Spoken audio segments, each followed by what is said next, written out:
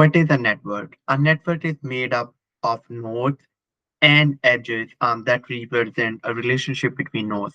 Think of it as a way to model real life connections. For example, Facebook, where people are nodes, and there's an edge connecting node A and node B if person A and person B are friends. Another example in bio where protein are nodes and there's a adjoining node A and node B if those two protein interact with each other.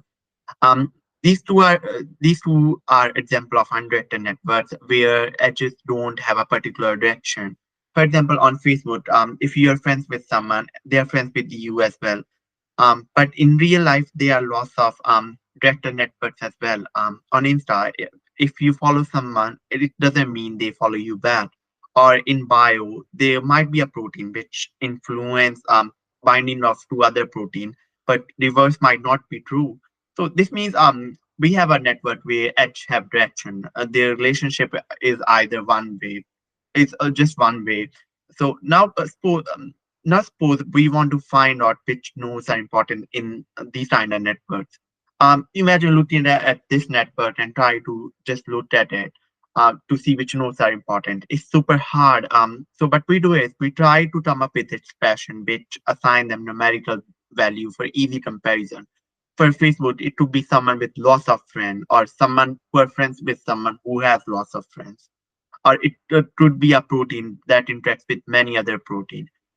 Similarly, in 2004, Newman introduced a centrality measure for undirected graph called random walk betweenness by comparing it to electrical circuits. The measure ranks node based on how many times a message is going to pass through a node. When it's traveling